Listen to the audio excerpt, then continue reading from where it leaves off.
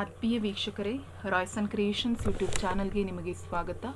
ಇಂದಿನ ಈ ವಿಡಿಯೋದಲ್ಲಿ 8ನೇ ತರಗತಿಯ ಸಮಾಜ ವಿಜ್ಞಾನ ವಿಷಯ ಮೌಲ್ಯಾಂಕನ 2024 ಮಾದರಿ ಪ್ರಶ್ನೆ ಪತ್ರಿಕೆ ಒಂದನ್ನು ಅವುಗಳ ಉತ್ತರದೊಂದಿಗೆ ವಿಶ್ಲೇಷಿಸ್ತಾ ಇದ್ದೀನಿ. ಈಗ ಆಲ್ರೆಡಿ ಬೋರ್ಡಿಂದ ಬಿಟ್ಟಂತಹ ಒಂದು ಮಾಡೆಲ್ ಕ್ವಶನ್ ಪೇಪರ್ ಮಾಡಿದ್ದೀನಿ ಮಕ್ಕಳ. ಸೊ ಆ ವಿಡಿಯೋಸನ್ನು ನೋಡಿ ಎಲ್ಲ ಕ್ವಶನ್ಸನ್ನು ಪ್ರಿಪೇರ್ ಆಗಿ, ಅದೇ ರೀತಿ ಈ ಒಂದು ಮಾಡೆಲ್ ಕ್ವಶನ್ ಪೇಪರನ್ನು ತೆಗೆದುಕೊಂಡು ಚೆನ್ನಾಗಿ ಪ್ರಿಪೇರ್ ಆಗಿ ನಾಳೆ ಬರೆಯೋ ಎಕ್ಸಾಮಲ್ಲಿ ಔಟ್ ತಗೊಳ್ಳಿ ಅಂತ ಹೇಳ್ತಾ ಈ ವಿಡಿಯೋನ ಪ್ರಾರಂಭಿಸ್ತಾ ಇದ್ದೀನಿ. ಫಸ್ಟ್ ಮೇನ್, ಪ್ರತಿ ಪ್ರಶ್ನೆಗಳಿಗೆ ಅಥವಾ ಅಪೂರ್ಣ ಹೇಳಿಕೆಗೆ 4 ಆಯ್ಕೆಗಳನ್ನು ನೀಡಲಾಗಿದೆ. ಅವುಗಳಲ್ಲಿ ಸರಿಯಾದ ಉತ್ತರವನ್ನು ಆರಿಸಿ ಅದರ ಕ್ರಮಾಕ್ಷರದೊಡನೆ ಉತ್ತರವನ್ನು ಬರೆಯಿರಿ. ಒಟ್ಟು ಇಲ್ಲಿ 16 ಪ್ರಶ್ನೆಗಳಿರುತ್ತೆ. ಫಸ್ಟ್ ಕ್ವಶನ್, ಕೌಟಿಲ್ಯನು ರಚಿಸಿದ ಕೃತಿ: ರಾಜತರಂಗಿಣಿ, ಕವಿರಾಜ ಮಾರ್ಗ, ಅರ್ಥಶಾಸ್ತ್ರ, ಬುದ್ಧಚರಿತ. ಸೊ ಕೌಟಿಲ್ಯ ಬರೆದಂಥದ್ದು ಅರ್ಥಶಾಸ್ತ್ರ. Option C is the right answer. ಎರಡನೇ ಪ್ರಶ್ನೆ, ಸಿಂಧು ಸರಸ್ವತಿ ನಾಗರಿಕತೆಯ ಬೆಂಕಿಯ ಒಲೆ ಕಂಡುಬಂದ ಸ್ಥಳ ಎಲ್ಲಿ ಅಂತ ಕೇಳಿದ್ದಾರೆ. ಸೊ ಅದು ಆಪ್ಷನ್ ಬಿ, ಕಾಲಿಬಂಗನ್. ಸೊ ಅಲ್ಲಿ ಆ ಒಂದು ಬೆಂಕಿಯ ಒಲೆ ಕಂಡು ಬರುತ್ತೆ. ಹಾಗಾಗಿ option B is the right answer. ಮೂರನೇ ಪ್ರಶ್ನೆ, ವಿಶಿಷ್ಟಾದ್ವೈತ ಸಿದ್ಧಾಂತದ ಪ್ರತಿಪಾದಕರು: ಬಸವಣ್ಣ, ಮಧ್ವಾಚಾರ್ಯ, ರಾಮಾನುಜಾಚಾರ್ಯ, ಶಂಕರಾನುಜಾಚಾರ್ಯ. ಸೊ ರಾಮಾನುಜಾಚಾರ್ಯರು ವಿಶಿಷ್ಟಾದ್ವೈತ ಸಿದ್ಧಾಂತದ ಪ್ರತಿಪಾದಕರಾಗಿರ್ತಾರೆ. ನೆಕ್ಸ್ಟ್ 4ನೇ ಪ್ರಶ್ನೆ, ಬೌದ್ಧ ಧರ್ಮದ ಸ್ಥಾಪಕ. ಸೊ ಆಬ್ವಿಯಸ್ಲಿ ನಮಗೆ ಗೊತ್ತಿದೆ ಮಕ್ಕಳ, ಬೌದ್ಧ ಧರ್ಮದ ಸ್ಥಾಪಕ ಗೌತಮ ಬುದ್ಧ. ಹಾಗಾಗಿ ಗೌತಮ ಬುದ್ಧ ಅಂತ ಬರೆದ್ರೆ ನಿಮಗೆ ಆಪ್ಷನ್ ಜೊತೆ ಸೊ 1 ಅಂಕ ಸಿಗುತ್ತೆ. 5ನೇ ಪ್ರಶ್ನೆ, ಚಿತ್ರದಲ್ಲಿರುವ ಲಾಂಛನವನ್ನು ಗುರುತಿಸಿ. 2ನೇ ಸೆಮ್ ಪುಟ ಸಂಖ್ಯೆ 35 ಅಂತ ಹೇಳಿ ಕೊಟ್ಟಿದ್ದಾರೆ. ಸೊ ಆ ಒಂದು ಟೆಕ್ಸ್ಟ್ ಬುಕ್ನಲ್ಲಿ ನೋಡಿದ್ರೆ ಗೊತ್ತಾಗುತ್ತೆ, ಅದು ಹೊಯ್ಸಳರ ಲಾಂಛನ. ಹಾಗಾಗಿ ಆಪ್ಷನ್ ಬಿ, ಹೊಯ್ಸಳರ ಲಾಂಛನ. ಸೊ ನಿಮಗೆ ಅಲ್ಲಿ ಕೊಡಬೇಕಾದ್ರೆ ಆ ಚಿತ್ರವನ್ನೇ ಕೊಟ್ಟಿರ್ತಾರೆ ಮಕ್ಕಳ, ಆ ಚಿತ್ರವನ್ನು ನೋಡಿ ನೀವು ಗುರುತಿಸ್ಬೇಕಾಗತ್ತೆ. ನೆಕ್ಸ್ಟ್ 6ನೇ ಪ್ರಶ್ನೆ, ರಾಜ್ಯಶಾಸ್ತ್ರದ ಪಿತಾಮಹ ಯಾರು ಅಂತ ಕೇಳಿದ್ದಾರೆ. Plato, Karl Marx, Socrates and Aristotle. So ರಾಜ್ಯಶಾಸ್ತ್ರದ ಪಿತಾಮಹ Aristotle. Option A is the right answer. 7ನೇ ಪ್ರಶ್ನೆ, ಈ ಕೆಳಗಿನವುಗಳಲ್ಲಿ ಪ್ರಜಾಪ್ರಭುತ್ವದ ಅನಾನುಕೂಲಗಳು ಯಾವುವೆಂದರೆ ಅಂತ ಕೇಳಿದ್ದಾರೆ. ರಾಷ್ಟ್ರದ ಹಿತಾಸಕ್ತಿಗಿಂತ ಪಕ್ಷದ ಹಿತಾಸಕ್ತಿ ಬಹುಮುಖ್ಯ. ಪ್ರಜಾಪ್ರಭುತ್ವ ಸಮಾನತೆಯ ತತ್ವ ಆಧಾರಿತವಾಗಿದೆ. ವ್ಯಕ್ತಿತ್ವ ವಿಕಾಸಕ್ಕೆ ಅವಕಾಶವಿದೆ. ಪಕ್ಷಪಾತ ಮತ್ತು ಭ್ರಷ್ಟಾಚಾರಕ್ಕೆ ದಾರಿ. ಸೊ ಅವ್ರು ಕೇಳಿರೋದು ಪ್ರಜಾಪ್ರಭುತ್ವದ ಅನಾನುಕೂಲ ಯಾವುದು. ಸೊ ರಾಷ್ಟ್ರದ ಹಿತಾಸಕ್ತಿಗಿಂತ ಪಕ್ಷದ ಹಿತಾಸಕ್ತಿನೇ ಬಹುಮುಖ್ಯ, ಅದು ಸಹ ಒಂದು ಅನಾನುಕೂಲ ಆಗ್ತದೆ. ನೆಕ್ಸ್ಟ್ ಪಕ್ಷಪಾತ ಮತ್ತು ಭ್ರಷ್ಟಾಚಾರಕ್ಕೆ ದಾರಿ. ಸೊ ಇವೆರಡು, ಸೊ ಆಪ್ಷನ್ 1 ಅಲ್ಲಿ 1 ಮತ್ತು 4 ಇವೆರಡು ಪ್ರಜಾಪ್ರಭುತ್ವದ ಅನಾನುಕೂಲಗಳು ಆಗ್ತವೆ. ಹಾಗಾಗಿ option B is the right answer. Next 8ನೇ ಪ್ರಶ್ನೆ, ಭಾರತದಲ್ಲಿ ಡ್ಯಾಶ್ ಏಕತೆ ಕಂಡು ಬರ್ತದೆ. ಭಾರತದಲ್ಲಿ ವಿವಿಧತೆಯಲ್ಲಿ ಏಕತೆ, ಎಲ್ಲ ಬಣ್ಣ, ಭಾಷೆ, ಸಂಸ್ಕೃತಿ ಎಲ್ಲವನ್ನ ಒಟ್ಟು ಒಳಗೂಡಿದೆ. ಹಾಗಾಗಿ ಭಾರತ ವಿವಿಧತೆಯಲ್ಲಿ ಏಕತೆ, ಯೂನಿವರ್ಸಿಟಿ ಇನ್ ಡೈವರ್ಸಿಟಿ ಅಂತ ಹೇಳ್ತೀವಲ್ಲ. ಹಾಗಾಗಿ option A is the right answer. 9ನೇ ಪ್ರಶ್ನೆ, ಕೃಷಿ ಸಮಾಜದ ಲಕ್ಷಣ. ಸೊ ಕೃಷಿ ಸಮಾಜದ ಲಕ್ಷಣ ಅಂದರೆ, ಸೊ ಇಲ್ಲಿ ಹೊಸ ಶೋಧಗಳ ಮೂಲಕ ಸಾಮಾಜಿಕ ಪರಿವರ್ತನೆ, ಆಹಾರಕ್ಕಾಗಿ ಅಲೆದಾಡುವುದು, ಪಶುಗಳ ಒಡೆತನ ಅಲ್ಲ, ಬೇಸಾಯ. ಕೃಷಿ ಅಂದ್ರೇನೆ ಬೇಸಾಯ. ಹಾಗಾಗಿ ಆಪ್ಷನ್ ಬಿ, ಬೇಸಾಯ ಸರಿಯಾದ ಉತ್ತರ.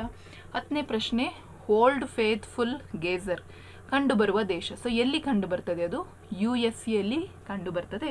ಹಾಗಾಗಿ option A is the right answer. 11ನೇ ಪ್ರಶ್ನೆ, ಲೂ ಇದಕ್ಕೆ ಉತ್ತಮ ಉದಾಹರಣೆಯಾಗಿದೆ. ಸೊ ಲೂ ಅನ್ನೋದು ಆವರ್ತ ಮಾರುತಗಳಿಗೆ ಉದಾಹರಣೆ ಆಗಿರುವಂಥದ್ದು. ಹಾಗಾಗಿ option A is the right answer. 12ನೇ ಪ್ರಶ್ನೆ, ಯುರೋಪ್ ಮತ್ತು ಉತ್ತರ ಅಮೇರಿಕದ ನಡುವಿನ ಸಾಗರ ಅಟ್ಲಾಂಟಿಕ್ ಸಾಗರ, ಪೆಸಿಫಿಕ್ ಸಾಗರ, ಹಿಂದೂ ಮಹಾಸಾಗರ, ಆರ್ಕಟಿಕ್ ಸಾಗರ. ಸೊ ಅಟ್ಲಾಂಟಿಕ್ ಸಾಗರ ಯುರೋಪ್ ಮತ್ತು ಉತ್ತರ ಅಮೆರಿಕದ ನಡುವೆ ಬರುವಂತಹದ್ದು. ಹಾಗಾಗಿ option A is the right answer. Next 13ನೇ ಪ್ರಶ್ನೆ, ಲಾರಿಗಳಿಂದ ಸರಕುಗಳನ್ನು ಸಾಗಿಸುವ ಕೆಲಸದಲ್ಲಿ ತೊಡಗಿರುವವರು ಬರುವ ಶ್ರಮ ವಿಭಾಗ ಯಾವುದು? ಸೊ ಅಲ್ಲಿ ಲಾರಿಗಳಲ್ಲಿ ಸರಕು ಸಾಗಿಸುವುದು, ಅದು ದೈಹಿಕ ಶ್ರಮವನ್ನು ಅಲ್ಲಿ ಹಾಕಬೇಕಾಗುತ್ತೆ. ಹಾಗಾಗಿ ಅದು ದೈಹಿಕ ಶ್ರಮಕ್ಕೆ ಬರ್ತದೆ. Option B. 14ನೇ ಪ್ರಶ್ನೆ, ರಾಷ್ಟ್ರದ ಎಲ್ಲ ಉತ್ಪಾದನಾ ಕೇಂದ್ರಗಳಿಂದ ಬರುವಂತಹ ಆದಾಯವನ್ನು ಏನಂತಾರೆ? ವಾರ್ಷಿಕ ವರಮಾನ, ರಾಷ್ಟ್ರೀಯ ನಿವ್ವಳ ಲಾಭ, ರಾಷ್ಟ್ರೀಯ ವರಮಾನ. ಹೌದು, ಎಲ್ಲ ಉತ್ಪಾದನಾ ಕೇಂದ್ರಗಳಿಂದ ಬರುವಂಥದ್ದು ರಾಷ್ಟ್ರೀಯ ವರಮಾನ. ಹಾಗಾಗಿ option C is the right answer. 15ನೇ ಪ್ರಶ್ನೆ, ಪಾಲುಗಾರಿಕೆ ಸಂಸ್ಥೆಯ ಅನುಕೂಲಗಳು ಯಾವುವು? ಸುಲಭ ರಚನೆ, ಹೆಚ್ಚಿನ ಬಂಡವಾಳ, ಒಬ್ಬನೇ ವ್ಯಕ್ತಿ, ಸ್ವಂತ ಕೌಶಲ್ಯ. ಸೊ ಇಲ್ಲಿ ಪಾಲುಗಾರಿಕೆ ಅಂತ ಬಂದರೆ ಅಲ್ಲಿ ಸುಲಭವಾಗಿ ರಚಿಸ್ಬೋದು, ಅದೇ ರೀತಿ ಹೆಚ್ಚಿನ ಬಂಡವಾಳನೂ ಹಾಕಬೇಕಾಗುತ್ತೆ. ಓಕೆನಾ? ಹಾಗಾಗಿ ಆಪ್ಷನ್ ಎ 1 ಮತ್ತು 2. 16ನೇ ಪ್ರಶ್ನೆ, ಕರ್ನಾಟಕದ ಮೊದಲ ಸಹಕಾರಿ ಸಂಘ ಸ್ಥಾಪನೆಯಾದ ಸ್ಥಳ ಯಾವುದು ಕೇಳಿದರೆ ಅದು ತುಮಕೂರಲ್ಲಿ ಸ್ಥಾಪನೆಯಾದಂಥದ್ದು. ಹಾಗಾಗಿ option B is the right answer. ಇದಿಷ್ಟು ಮಕ್ಕಳ ನಿಮಗೆ ಮಲ್ಟಿಪಲ್ ಚಾಯ್ಸ್ ಕ್ವಶನ್ಸ್ ಇರುತ್ತೆ.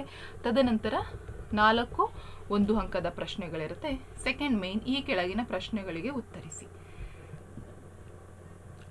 17ನೇ ಪ್ರಶ್ನೆ, ಭಾರತದ ಮೇಲೆ ದಾಳಿಗಳು ಯಾವ ಕಣಿವೆಗಳ ಮೂಲಕ ಸಂಭವಿಸಿದೆ? 18ನೇ ಪ್ರಶ್ನೆ, ನಿಮ್ಮ ಸುತ್ತಮುತ್ತಲಿನ ಪರಿಸರದಲ್ಲಿ ಇರುವ ಸಾಂಸ್ಕೃತಿಕ ವೈವಿಧ್ಯತೆಗೆ ಉದಾಹರಣೆ ಕೊಡಿ. 19 ಪಾತ್ರ ಪ್ರಜ್ಞೆ ಎಂದರೇನು? 20 ಬೇಡಿಕೆಯನ್ನು ವ್ಯಾಖ್ಯಾನಿಸಿ.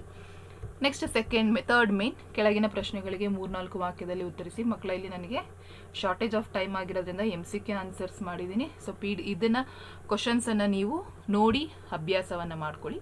21ನೇ ಪ್ರಶ್ನೆ, ಚಾಲುಕ್ಯರ ಆಡಳಿತ ವ್ಯವಸ್ಥೆಯ ಬಗ್ಗೆ ತಿಳಿಸಿ.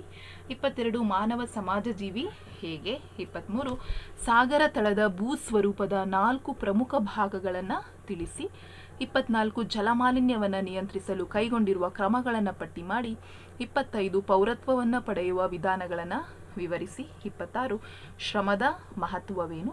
ನೆಕ್ಸ್ಟ್ ಮೇನ್, ಅಲ್ಲಿ 3ರಿಂದ 6 ವಾಕ್ಯಗಳಲ್ಲಿ ಬರೀಬೇಕು. 3 ಅಂಕದ ಪ್ರಶ್ನೆ ಬರುತ್ತೆ.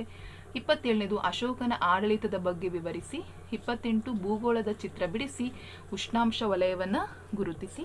29 ಒಂದು ದೇಶಕ್ಕೆ ವಿದೇಶಿ ವ್ಯಾಪಾರದ ಅವಶ್ಯಕತೆಯನ್ನು ಕುರಿತು ವಿವರಿಸಿ. ನೆಕ್ಸ್ಟ್ ಫೋರ್ತ್ ಮೇನ್ 4 ಅಂಕದ ಒಂದು ಪ್ರಶ್ನೆ ಇರುತ್ತೆ ಮಕ್ಕಳ ನಿಮಗಲ್ಲಿ. 30ನೇದು ಸ್ಥಳೀಯ ಸ್ವಯಂ ಸರ್ಕಾರಗಳ ಕಾರ್ಯಗಳನ್ನು ಸ್ಪಷ್ಟೀಕರಿಸಿ. ಆ್ಯಂಡ್ ಲಾಸ್ಟ್ ಕ್ವಶನ್, ಭಾರತದ ನಕ್ಷೆ ಬಿಡಿಸಿ ಕೆಳಗಿನ ಭಾಗಗಳನ್ನು ಗುರುತಿಸಿ. ಕಂಚಿ, ಬನವಾಸಿ, ಉಜ್ಜಯಿನಿ, ಪಾಟಲಿಪುತ್ರ ಕೇಳಿದರೆ ನೀವು ಭಾರತದ ನಕ್ಷೆ ಬಿಡಿಸ್ಲಿಕ್ಕೆ 1 ಅಂಕ ಇರುತ್ತೆ, ಮತ್ತು 4 ಅಂಕ ಗುರುತಿಸ್ಲಿಕ್ಕೆ ಇರುತ್ತೆ. ಹಾಗಾಗಿ ಒಟ್ಟಾರೆ ನೀವು 50 ಅಂಕಗಳನ್ನು ಗಳಿಸೋದು ಬಹಳಷ್ಟು ಈಸಿ. ಯಾಕೆಂದರೆ MCQ ಇರುತ್ತೆ, 1 ವರ್ಡ್ ಆನ್ಸರ್ ಕ್ವಶನ್ಸ್ ಇರುತ್ತೆ, ಮ್ಯಾಪ್ ಇರುತ್ತೆ. ಹಾಗಾಗಿ ಈಸಿಯಾಗಿ ನೀವು ಒಳ್ಳೆಯ ಅಂಕಗಳನ್ನು ಗಳಿಸ್ಬೋದು. ಸೊ ಇಲ್ಲಿಗೆ ನಿಮ್ಮ ಲಾಸ್ಟ್ ಎಕ್ಸಾಮ್ ಸೋಷಲ್. ಸೊ ಚೆನ್ನಾಗಿ ಎಕ್ಸಾಮ್ ಮಾಡಿ ಒಳ್ಳೆ ರಿಸಲ್ಟ್ ಬರಲಿ, ನೆಕ್ಸ್ಟ್ 9th ಪ್ರಮೋಟ್ ಆಗಿ ಅಂತ ಹೇಳ್ತಾ ಈ ವಿಡಿಯೋನ ಇಲ್ಲಿಗೆ ಎಂಡ್ ಮಾಡ್ತಾ ಇದ್ದೀನಿ. And all the best for your exam. Thank you for watching this video.